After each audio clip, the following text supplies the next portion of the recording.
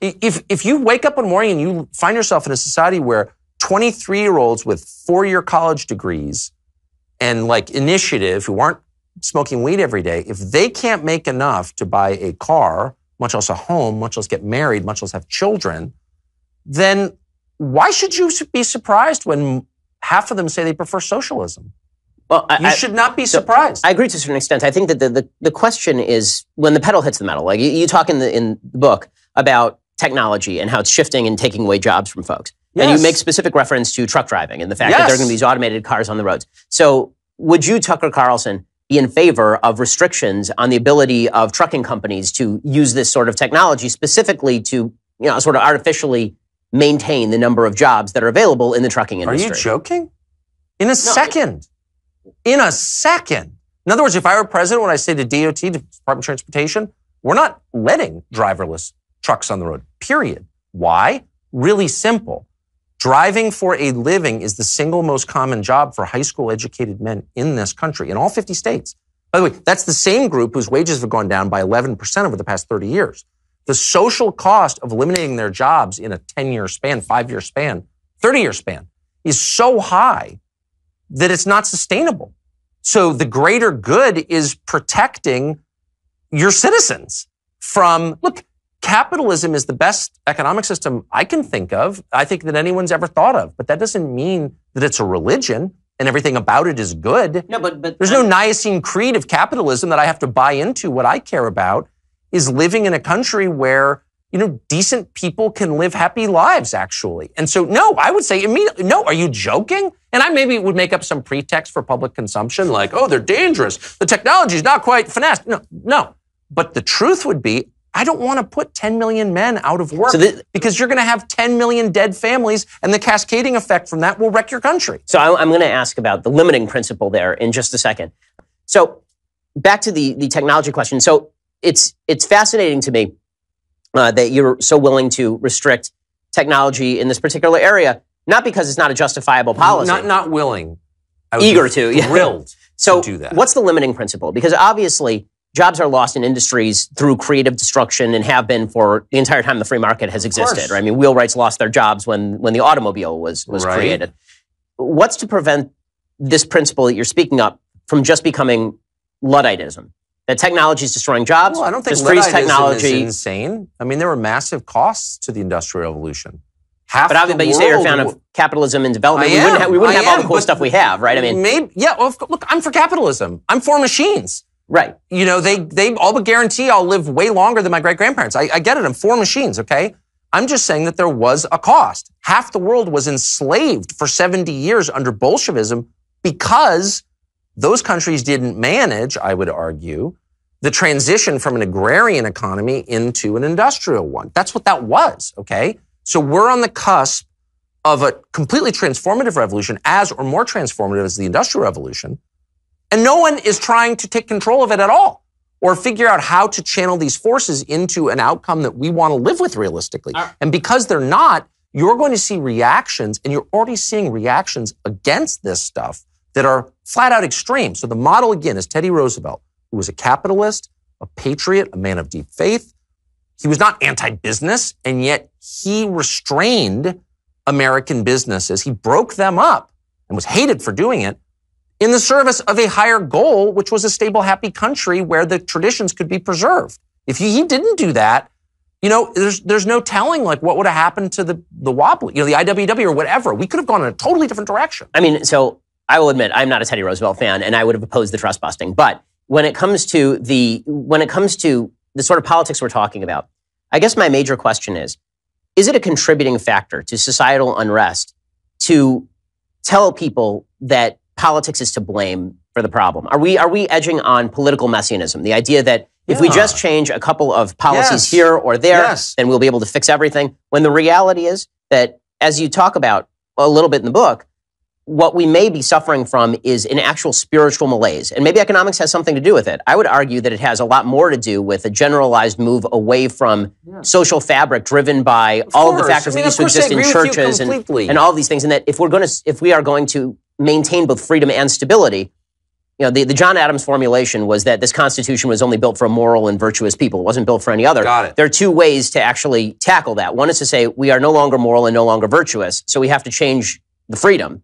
And the other is to say, well, if we want to maintain the freedom, we have to become moral and virtuous again. And I wonder if we as public figures, because we're in the same business more or less, where we ought to be putting our focus. Should we be putting our focus on justifying people's fears about the economy and suggesting that a political messiah is around the corner? Or should we be saying to people, listen, temporary stopgap. Perhaps we can stop technology from advancing. Perhaps we can stop trade from eating your job. Or should we be saying to people, listen, America was built by folks who crossed mountains to go to the middle of nowhere in pure risk. And you are guaranteed nothing in the United States but the adventure of your life. There are 7 million unfilled jobs. Maybe we need to actually move. Maybe you need to go to North Dakota and get a fracking job. Yeah, leave your parents' graves in the town you grew up in to move to some soulless city and become a cog in some thing. Well, that's the biblical mandate. Leave the land that you've known and go to some place for adventure. I don't know. It's a mixture of both. And I would, to answer your initial question, anyone who argues that any of this is going to be fixed by a person or a bill that makes its way through Congress or a new Supreme Court justice is lying to you. That's a grotesque and dishonest oversimplification of the sort that politicians and, by the way, talk show hosts specialize in. And so to the extent I played a role in lying about that, I'm sorry. I never want to be that guy. I always want to acknowledge how complex and multifaceted all of these problems are, because they are.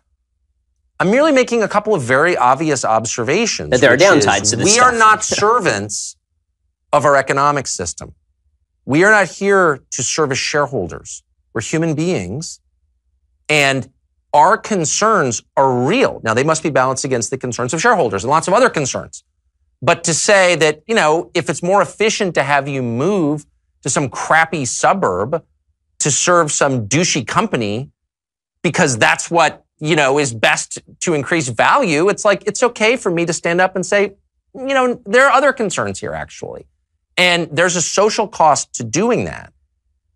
Anyway, this all used to be obvious. These things were actually debated during the Industrial Revolution. The Luddites are used for propaganda purposes to make the other side seem ludicrous. You're literally smashing machines. You're a dummy. You're an animal. You know what I mean?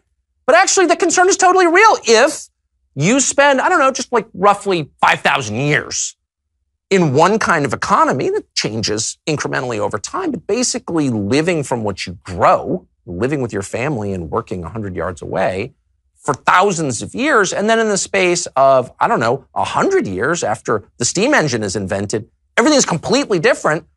That's a lot. It doesn't mean that you should stop it or smash the machines with a hammer, but it means you should be thoughtful in the way you channel these awesome forces, these awesome economic forces. You are not a servant to them. They are tools that thoughtful people use to increase the goodness of their society. So I guess I'm just so struck by, whenever I talk to liberals or conservatives, market fundamentalists in Washington, they're like, well, we can't stop. This is technology. It's inexorable. We have really no role in it other than to try to benefit from it.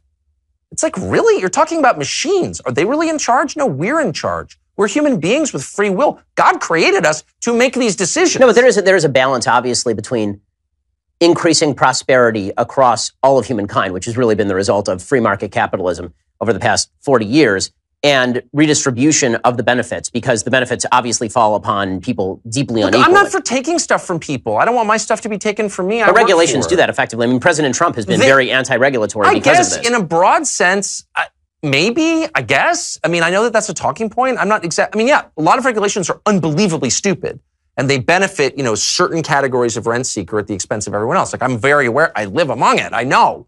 And a lot of this is totally corrupt and counterproductive, okay? For sure. On the other hand, we have an obligation to think deeply about what's best for normal people. That's all I'm saying. That's it. That's all I'm saying. And we are not powerless in the face of these forces. And if we decide that we are powerless in the face of them, we're all just along for the ride, we're not the authors of history. We're merely just flotsam floating atop it. It's like, whoa, that's a totally different way of thinking about it. That's really bad. And as we go through these changes, the people benefiting most, to whom much is given, much is expected.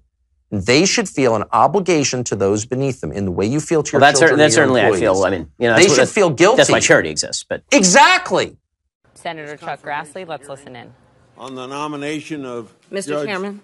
Brett Kavanaugh Mr. Chairman. to serve as Associate Justice. Mr. Chairman, I'd like to be Supreme Court recognized for a question States. before we proceed. Regular order, Chairman. Mr. Chairman, I'd like to be recognized to ask a question before we proceed. The committee received just last night, less than 15 hours ago, 42,000 pages of documents that we have not had an opportunity to review or read or analyze. You're out of order. I'll proceed. We cannot possibly move forward, Mr. Chairman, I with this extend hearing. a very warm We welcome have not to been Judge given Kavanaugh, an opportunity to have a meaningful his wife, hearing Ashley. on the nominee. Their two daughters. Mr. Chairman, Their I extended agree with family my and colleague, friends. Senator Harris. Mr. Chairman, Judge we Kavanaugh's received many law 42,000 clerks documents that we haven't and been able everyone else joining to us review last today. night, and we believe this hearing should I be know this is an postponed. exciting day for all of you here, and you're rightly proud Mr. Chairman, of if we cannot be recognized, I move to adjourn. the American people. Mr. Chairman, I move get to adjourn. Hear directly from Judge Kavanaugh later this afternoon. Mr. Chairman, I move to adjourn. Mr. Chairman, we have been denied real access to the documents we need to advise. Mr. Chairman, regular order is called for. Which turns this hearing into a charade and a mockery of our norms. Well, and Mr. Chairman, I therefore move to adjourn this hearing. Okay. This is a mockery and a travesty of justice. This is a travesty of justice. We will not go back. Cancel Brett Kavanaugh. Adjourn the hearing.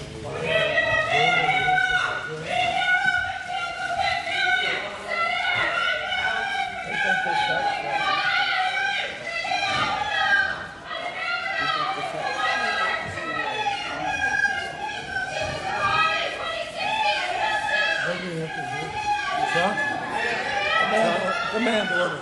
Chuck. There's a motion to adjourn. We're not in executive session. Mr. Chairman, I ask for a roll call vote on my motion to adjourn. Oh.